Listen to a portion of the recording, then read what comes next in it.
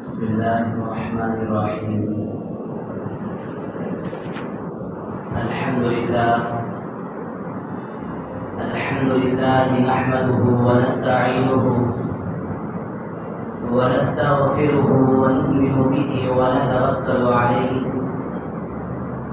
ونعوذ بالله من شرور أنفسنا ومن سيئات أعمالنا. من يهده الله فلا مضل له ومن يضلله فلا هادي له. ونشهد أن لا إله إلا الله وحده لا شريك له. ونشهد أن سيدنا ومولانا محمدا عبده ورسوله. وقال الله تعالى في القرآن المجيد والفرقان الحميد: أعوذ بالله من الشيطان الرجيم. بسم الله الرحمن الرحيم. فإن آمنوا بمثل ما آمنتم به فقد اهتدوا. صدق الله العظيم. وقال النبي صلى الله عليه وسلم: أصحابي كالنجوم بأيهم اقتديتم اهتديتم، أو كما قال عليه الصلاة والتسليم. اللهم صل على سيدنا محمد في أول كلامنا، وصل على سيدنا محمد في أوسط كلامنا، وصل على سيدنا محمد في آخر كلامنا، وصل على سيدنا محمد في كل كلامنا يا رب العالمين.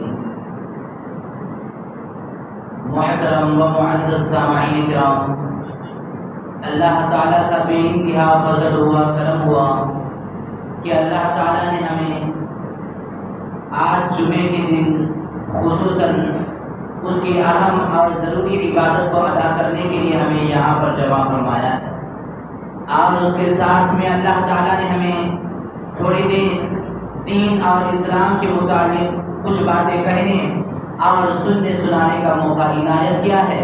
اللہ تعالیٰ سے دعا کرے کہ اللہ تعالیٰ کہنے والوں کو اور سننے والوں کو بھی سمجھ کر عمل کی توفیق نصیب فرمائے، آمین۔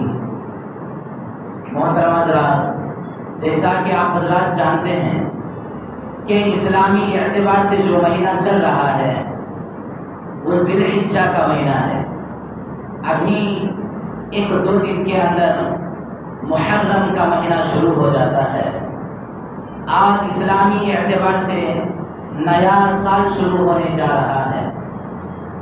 اب اسلامی تعلیمات محرم کے مہینے کے اندر کیا ہیں، اور محرم کے مہینے کے اندر شریعت نے کیا کیا احکامات بندوں کے اوپر مرتب کیا ہے، اور اس محرم کا مہینہ آتے ہی کیا کیا انسان جو بے دینی کام ہے وہ تمام کاموں کو لازم کر لیتا ہے، اس کو تو بعد میں بیان کیا جائے گا۔ اس سے پہلے ایک صحابی جو ثانی خلیفہ ہیں اور جن کا نام ہے حضرت عمر بن خطاب رضی اللہ تعالی عنہ، حضرت عمر بن خطاب رضی اللہ تعالی عنہ کا شہادت کا واقعہ بھی اسی مہینے کی پہلی تاریخ، پہلی محرم کو حضرت عمر بن خطاب رضی اللہ تعالیٰ عنہ کا شہادت کا واقعہ پیش آیا تھا، اور حضرت عمر رضی اللہ تعالیٰ عنہ انتقال کر گئے تھے۔ لہذا اسی مناسبت سے ہم بار بار احادیث کے اندر حضرت عمر رضی اللہ تعالیٰ عنہ کا نام سنتے ہیں۔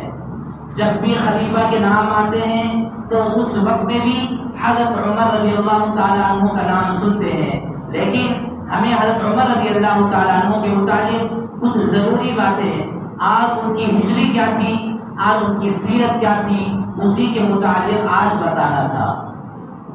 سب سے پہلے حضرت عمر رضی اللہ تعالیٰ عنہ یہ امیر المؤمنین تھے، اور حضرت عمر رضی اللہ تعالیٰ عنہ ان کا نام ہے عمر، ان کے ابا کا نام تھا خطاب، اسی وجہ سے عمر بن خطاب بول کے زیادہ احادیث کے اندر آتا ہے۔ یہ عمر بن خطاب رضی اللہ تعالی عنہ کی حالت کیا تھی؟ اور یہ کب پیدا ہوئے؟ تاریخ کے اندر لکھا ہے کہ حضرت عمر رضی اللہ تعالی عنہ ہجرت نبی آپ صلی اللہ علیہ وسلم کے مکے سے ہجرت کرنے سے 40 سال پہلے ہی مکے کے اندر پیدا ہوئے تھے، اور بہت ہی بڑا شریفانہ اور بہت ہی بڑا مالدارانہ علاقہ اور مالدارانہ گھرانہ تھا۔ اور حضرت عمر رضی اللہ تعالیٰ عنہ کی بچپن ہی سے اچھی عادتیں تھیں کہ حضرت عمر رضی اللہ تعالیٰ عنہ ہمیشہ ایسے کام کرتے تھے جس کی وجہ سے سامنے والے کو کبھی بھی تکلیف پہنچانے کا کام نہیں کیا، جبکہ وہ اسلام قبول نہیں کیا، اس کے باوجود جب اسلام نہیں آیا تب بھی ان کی حالت یہی رہتی تھی کہ کبھی بھی کسی کو تکلیف پہنچانے والے کام یا شریعت کے خلاف جتنے بھی کام تھے اگرچہ کہ کرتے تھے لیکن ان کاموں کے اندر زیادہ لگاؤ نہیں رہتا تھا۔ آگے چل کے ہم اکثر حضرت عمر رضی اللہ تعالیٰ عنہ کے قبول اسلام کا واقعہ سنتے رہتے ہیں کہ حضرت عمر رضی اللہ تعالیٰ عنہ کس طریقے سے اسلام لائے۔ یہ بھی اسلام کے دشمن تھے، آج جس وقت میں جو بھی اسلام لایا بول کے معلوم ہوتا تو حضرت عمر رضی اللہ تعالیٰ عنہ اس کو اتنی سخت سزا دیتے تھے اور اس کو بہت زیادہ مارتے تھے۔ اس کے باوجود ایک وقت ایسا آیا کہ ان کی ہی باندی جس کا نام تھا لبینہ، اس نے اسلام کو قبول کر لیا۔ قبول کرنے کے بعد حضرت عمر رضی اللہ تعالیٰ عنہ کو معلوم ہوا کہ تمہاری باندی بھی اسلام قبول کر دی، تو ان کو بہت زیادہ غصہ آیا، بار مارتے رہے، یہاں تک کہ ان کو مارتے حضرت عمر رضی اللہ تعالیٰ خود تھک جاتے اور کہتے کہ تھوڑی دیر دم لے لو، سانس لے لو، پھر تھوڑی دیر کے بعد پھر ماروں گا۔ لیکن اسی طریقے سے 3-4 دن گزر گئے، لیکن وہ اپنے اسلام سے میں اڑے رہی اور وہ اپنے اسلام کو قبول کر چکی تھی۔ تو اس وقت حضرت عمر نے کہا کہ میں اپنی باندی کو مار کے اس کے اوپر ظلم کیوں کروں؟ اس سے پہلے جو اصل جڑ ہے، جس نے بانی اسلام کے نام سے مشہور ہو چکا ہے، جس کا نام محمد ہے، اسی کو قتل کر دیا جائے، نعوذ باللہ۔ اسی مناسبت سے حضرت عمر رضی اللہ تعالیٰ عنہ اپنے گھر سے روانہ ہوئے اور جاتے راستے میں ایک دوسرے صحابی سے ملاقات ہو گئی جن کا نام تھا نعیم بن نوفل۔ تو جیسے ہی ان سے ملاقات ہوئی تو انہوں نے کہا کہ اے عمر، کیا ارادہ ہے، کہاں جا رہے ہو؟ تو حضرت عمر رضی اللہ تعالیٰ عنہ نے کہا کہ جو آدمی اپنے مذہبوں کو چھوڑ کر، اپنے بتوں کی عبادتوں کو چھوڑ کر دوسرے مذہب کو جو لے کر آیا ہے، آج جس کو اسلام کا نام دیا ہے، اس کو یہ ختم کرنے کے لیے جا رہا ہوں۔ جیسے اس صحابی نے سنا، انہوں نے کہا اچھا پہلے تو تمہیں اپنے گھر کا دیکھو جاؤ۔ جیسا کہ ہمیں کہتے ہیں نا، بعد میں دوسرے لوگ بولتے کہ پہلے تمہارے گھر کا تمہیں دیکھ لو، ویسے ہی انہوں نے کہا کہ اے عمر، بعد میں تم جا کر ان کا کام دیکھو گے، لیکن پہلے تمہارے گھر کا کیا ہے مسئلہ وہ دیکھو جا کے۔ کیوں؟ تو انہوں نے کہا کہ تمہاری جو بہن ہے وہ بھی مسلمان ہو چکی ہے، اور اسی طریقے سے تمہارے بہن بھی وہ بھی مسلمان ہو چکے ہیں، سب سے پہلے ان کی خبر۔ تو حضرت عمر کو اور بھی غصہ آ گیا کہ کیا میں جس کے خلاف لڑنے جا رہا تھا، حالانکہ میرے گھر کے اندر اسلام کیسے آ چکا ہے، حالانکہ یہ لوگ مرتد ہو چکے، یہ سمجھ کے حضرت عمر جلدی گھر آ گئے، آ کر زور سے دروازہ کھٹکھٹایا۔ حضرت عمر کے دروازہ کھٹکھٹانے سے ہی معلوم ہو چکا تھا کہ بہن کو پہلے ہی پتا ہو گیا کہ کچھ مسئلہ گڑبڑ لگتا ہے، ان کی آواز بہت سخت ہے اور ان کی آواز میں بہت فرق محسوس ہو رہا ہے کہ کچھ عجیب مسئلہ ہے۔ لہذا انہوں نے سمجھ لیا شاید کہ ہمارا یہ اسلام لانا اور ہمارا یہ اسلام کو قبول کرنا حضرت عمر کو معلوم ہو چکا ہے۔ حضرت عمر نے اندر جیسے ہی زور سے آواز دیا، پھر اس کے بعد اندر آ گئے۔ آنے کے بعد اپنے بہن اور اسی طریقے سے اپنے بہن کو ہی دیکھا اور ان دونوں سے پوچھا کہ کیا تم لوگ مرتد ہو چکے ہو، کیا تم لوگ اپنے مذہب کو چھوڑ چکے ہو؟ تو انہوں نے کچھ بھی جواب نہیں دیا، لیکن فوراً حضرت عمر نے ان کی طرف آگے بڑھے اور دونوں کو بہت زیادہ مارنا شروع کر دیا، یہاں تک کہ جیسے ہی ان کی بہن پر بیچ میں آ رہی تھی تو ان کی بہن کو پر بہت زور سے مار دیا، یہاں تک کہ خون نکلنا شروع ہو چکا۔ جب خون نکلنا شروع ہو گیا تو حضرت عمر نے دیکھا کہ کیا ہو گیا، یہ میری بہن ہے، میں اس کو اتنا مارتا ہوں اور میرے بہن بھائی کو بھی اتنا مارتا ہوں لیکن وہ اپنے مذہب سے پیچھے کیوں نہیں ہٹ رہے؟ پھر اس کے بعد حضرت عمر رضی اللہ تعالیٰ عنہ کی جو بہن تھی جن کا نام تھا فاطمہ، تو انہوں نے کہا اے عمر، جس طریقے سے تو خطاب کا بیٹا ہے ویسے ہی میں بھی خطاب کی بیٹی ہوں، جس طریقے سے تو اپنے مذہب پہ اڑا ہے اسی طریقے سے میں بھی اپنے مذہب میں اسی طریقے سے اڑی رہوں گی۔ لیکن ان باتوں کو سن کر حضرت عمر کو اور بھی زیادہ بہت زیادہ دیکھ کر، ایک طرف تو بہن تھی اور خون نکل رہا تھا اور ان خون کو دیکھ کر بہت نرم پڑ چکے، اور انہوں نے کہا آخر کیا بات ہے، کس وجہ سے تم نے اسلام قبول کر لیا، کس وجہ سے تم محمد کے غلام بن چکے، کس وجہ سے تم نے آخری نبی کے نوکر بن چکے؟ تو انہوں نے کہا کہ جو قرآن مجید جس کو تم نے ابھی پڑھ رہے تھے اس کو لاؤ۔ جیسے ہی لایا گیا تو اس کے اندر کیا تھا؟ اس کے اندر جو سورہ طٰہٰ کی آیت جیسے ہی پڑھنا شروع کر دی گئی، حضرت عمر رضی اللہ تعالیٰ عنہ کے آنسو سے پورے طریقے سے آنکھوں سے آنسو روانا شروع ہو گئے اور بہت زیادہ رونے لگے اور یہ سمجھنے لگے مجھے سب سے پہلے جس کو یہ لے کر آیا ہے اس کے پاس لے کر جاؤ۔ تو حضرت عمر رضی اللہ تعالیٰ عنہ کو لے کر آپ صلی اللہ علیہ وسلم کے دربار میں لے جایا گیا۔ جیسے ہی آپ صلی اللہ علیہ وسلم کے دربار میں لے جایا گیا، جانے کے بعد دروازہ وہاں پر بند تھا، تو حضرت عمر رضی اللہ تعالیٰ عنہ نے دستک دی، آواز دی، کہنے لگے دروازہ کھولو، ہاتھ میں تلوار ہے۔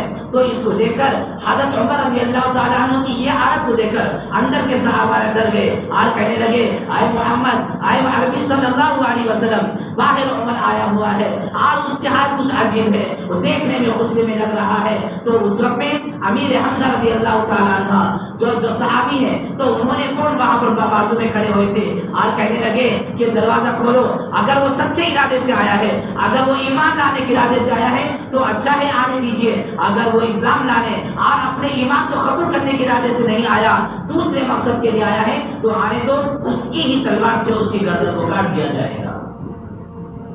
جیسے ہی حضرت عمر رضی اللہ تعالیٰ عنہ اندر آئے تو آپ صلی اللہ علیہ وسلم نے دیکھ لیا، آپ کو پہلے ہی معلوم ہو چکا تھا، اور جس وقت میں آپ صلی اللہ علیہ وسلم کے سامنے حضرت عمر کھڑے ہو گئے، دونوں کے آپس میں ایک روبرو کھڑے ہو گئے۔ کھڑے ہونے کے بعد حضرت عمر رضی اللہ تعالیٰ آپ کو دیکھ رہے تھے، تو آپ صلی اللہ علیہ وسلم نے کہا اے عمر، تم نے ایمان لانے میں اتنی تاخیر کر دی۔ پھر کہا اے عمر، کیا اب تیرا وقت آ چکا ہے؟ پھر کہا کہ اے عمر، تو خود نہیں آیا ہے بلکہ میں نے اللہ تعالیٰ سے یہ دعا مانگی تھی کہ اے اللہ، عمر اس زمانے میں دو نام تھے، ایک تھے عمر بن خطاب، دوسرا ہے عمر بن ابو جہل۔ ابو جہل کا نام بھی عمر تھا۔ تو آپ صلی اللہ علیہ وسلم نے اللہ تعالیٰ سے دعا کی اے اللہ، تو اپنے اسلام کو یہ دو عمروں میں سے جو عمر بھی تجھے سب سے زیادہ پسند ہے اس کے ذریعے سے اسلام قبول کروا کر ہماری مدد اور اعانت فرما۔ تو اللہ تعالیٰ نے حضرت عمر بن خطاب رضی اللہ تعالیٰ عنہ کو چن لیا اور انہوں نے ایمان لا لیا۔ پھر اس کے بعد آپ صلی اللہ علیہ وسلم کی معیت میں رہتے رہے اور بہت زیادہ آپ صلی اللہ علیہ وسلم کے ہر کام میں ساتھ دیتے ہوئے رہے، یہاں تک کہ حضرت عمر رضی اللہ تعالیٰ عنہ نے کہا کہ اے اللہ کے نبی، ہم جس مذہب پر ہیں کیا وہ سچ ہے یا نہیں؟ تو آپ صلی اللہ علیہ وسلم نے کہا بالکل سچ ہے۔ تو فرمایا اے نبی، جب ہمارا مذہب سچا ہے اور ہم جس پر چل رہے ہیں وہ سچ ہے تو ہم کیوں یہ عبادت جو کر رہے ہیں چوروں کی طرح چھپ چھپ کے کرنے کی کیا ضرورت؟ علانیہ پورے طریقے سے لوگوں کے سامنے کھلا ہم عبادت کریں۔ لہذا جیسے ہی حضرت عمر رضی اللہ تعالیٰ عنہ جب ایمان قبول کے اس کے بعد سے جتنے بھی مسلمان لے آئے تھے وہ تمام کے تمام کعبے کے اندر داخل ہو کے آرام سے کھلا عبادت کرنا شروع کر دیا۔ اور حضرت عمر رضی اللہ تعالیٰ عنہ کو جیسے جیسے ہی یہ زمانہ بڑھتا گیا تو جتنے بھی جاہل لوگ تھے، جتنے بھی کافر لوگ تھے، ان کو بہت زیادہ غصہ آنے لگا اور وہ یہ دیکھنے لگے کہ یہ جس کو ہم یہ کہہ رہے ہیں کہ یہ محمد جو اپنے لوگوں کو دوسری طرف مائل کر رہا ہے، لیکن اب عمر بھی اس کے اندر داخل ہو گیا، اب ان کی حالت کیا کیا جائے، اب ان کے لیے کیا کیا جائے؟ لہذا جتنے بھی کفار تھے الگ الگ طریقے پر ان لوگوں کو بہت زیادہ سخت عذاب دیتے تھے، سخت سزا دیتے تھے۔ پھر اس کے بعد آپ صلی اللہ علیہ وسلم نے ہجرت کا حکم دے دیا۔ تو ہجرت میں اکثر ہی ہوتا تھا کہ اکثر جو بھی صحابی ہوتے خاموشی سے اپنے راستہ پکڑتے اور فوراً وہاں سے مکہ چھوڑ کر مدینہ چلا جاتے تھے۔ لیکن عمر رضی اللہ تعالیٰ کی حالت کیا تھی؟ حضرت عمر رضی اللہ تعالیٰ عنہ جب ہجرت کا ان کو حکم دیا گیا، جاتے جاتے انہوں نے جتنے بھی لوگ تھے، جتنے بھی کفار تھے، ان سب کو جمع کر دیا اور کہا کہ ارے اب اتنے ساتھ میں یہاں رہا اور مجھے اسلام کیا ہے معلوم ہو چکا اور نبی کیا ہے مجھے معلوم ہو چکا، میں اسلام قبول کر لیا، اب کسی کو دم ہے تو ایک کام کرو، کیا کہ جس کو بھی جتنا بھی کرنا ہے کر لو، اب میں یہاں سے مکہ چھوڑ کر مدینے جا رہا ہوں، اگر جو بھی اپنے بیویوں کو بیوہ کرنا چاہتا ہے اور اپنے بچوں کو یتیم کرنا چاہتا ہے تو ایک کام کرو، جو مجھ کو راستے میں روک سکتا ہے تو آئے مکے کے باہر آ کر مجھے راستے میں روک لے، دیکھیں گے کون میرے سامنے آ سکتا ہے۔ حضرت عمر کا اتنا زیادہ روک تھا کوئی بھی کچھ بھی بات نہیں کر سکا۔ حضرت عمر آرام کے ساتھ مکے سے مدینہ پہنچ چکے۔ پھر اس کے بعد مدینے کو جانے کے بعد وہاں کے عجیب عجیب حالات پیش آنے لگے۔ پھر چند دن کے بعد حضرت عمر رضی اللہ تعالیٰ عنہ کو حضرت ابوبکر صدیق رضی اللہ تعالیٰ عنہ کے بعد خلیفہ بنایا گیا۔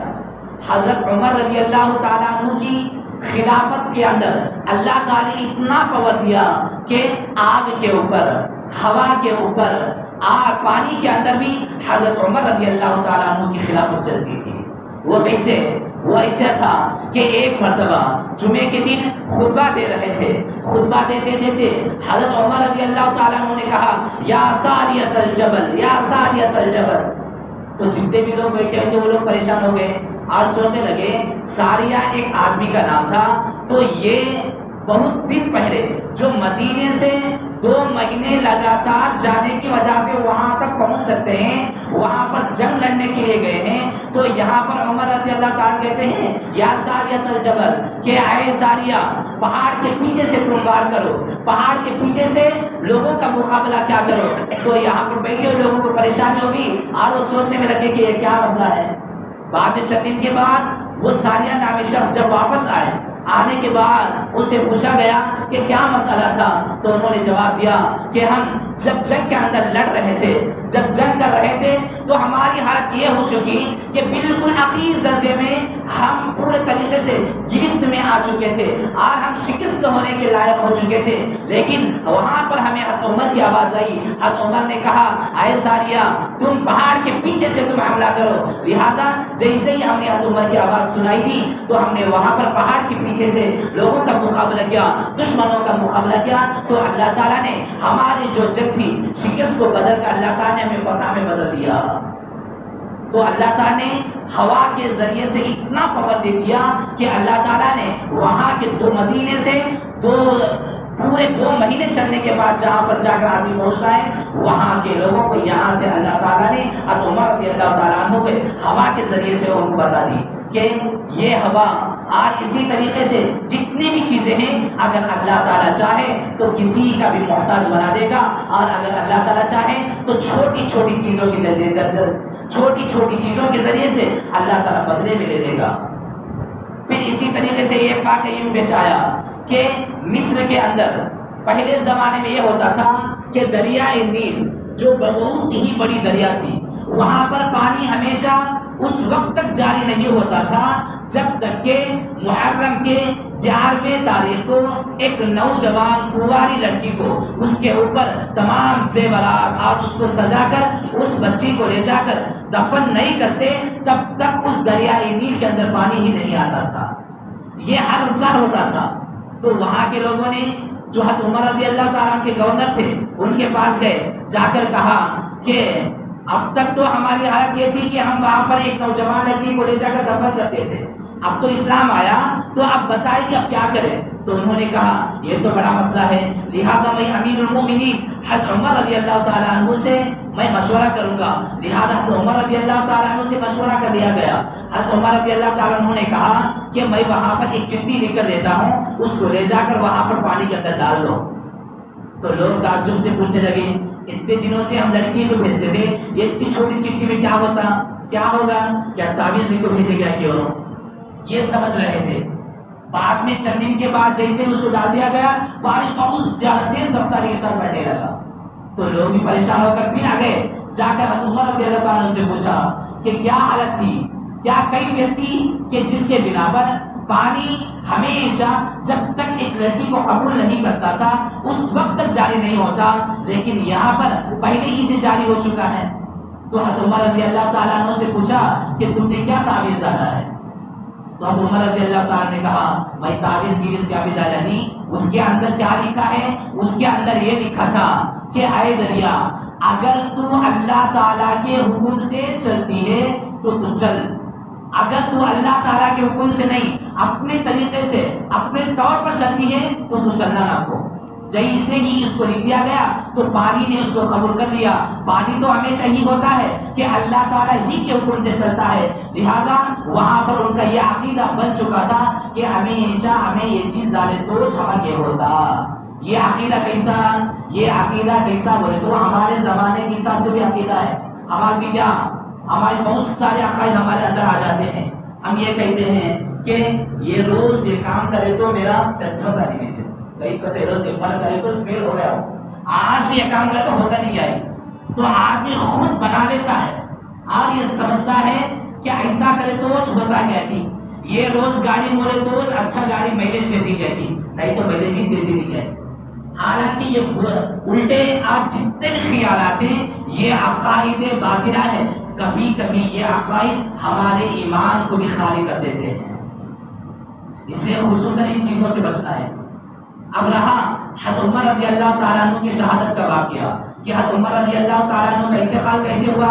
حضرت عمر رضی اللہ تعالیٰ عنہ کے پاس ایک آدمی آیا تھا جس کا نام تھا فیروز۔ وہ آ کر کہا کہ اے عمر، اے امیر المومنین، میں نے اپنے آقا سے بات کر لیا ہے، کیا بول کے وہ مجھے آزاد کرے، لیکن اس نے مجھے کنڈیشن لگایا۔ کنڈیشن کیا؟ روزانہ تو مجھے اتنا پیسے ادا کر دے، اگر اتنا ادا کر دے گا تو میں تجھے آزاد کر دوں گا۔ تو اس نے کہا میں روزانہ اتنے پیسے وہ تمہیں دے نہیں سکتا، لہذا تم ایک کام کرو کہ میرا جو بھی آقا ہے اس سے بات کرو اور بات کر کے یہ کہو کہ وہ اتنے پیسے نہیں دے سکتا، کہتے ذرا کم کرو۔ لیکن حضرت عمر نے کہا اچھا میں تو بات کروں گا، لیکن تیرا کام کیا ہے وہ تو بتا۔ تو اس زمانے کے لحاظ سے جو کام تھا تو اس نے بتایا۔ پھر اس نے کہا کہ مجھے روزانہ اتنے پیسے آتے ہیں، مثلا اس کو روزانہ 100 روپے آتے ہیں اور اس کے آقا نے اس کے اوپر صرف 20 روپے دینے کا حکم دیا تھا۔ تو حضرت عمر نے کہا یہ تو زیادہ پیسے نہیں ہیں، تو کیسا بھی روزانہ 100 کماتا ہے، 20 روپے ادا کرنا ہو تو اس میں بڑی بات کیا ہے؟ میں تو بات نہیں کر سکتا۔ اگر صحیح بھی رہے تو بات کر سکتے تھے، لیکن یہاں پر تو زیادہ مسئلہ نہیں ہے، میں بات نہیں کروں گا۔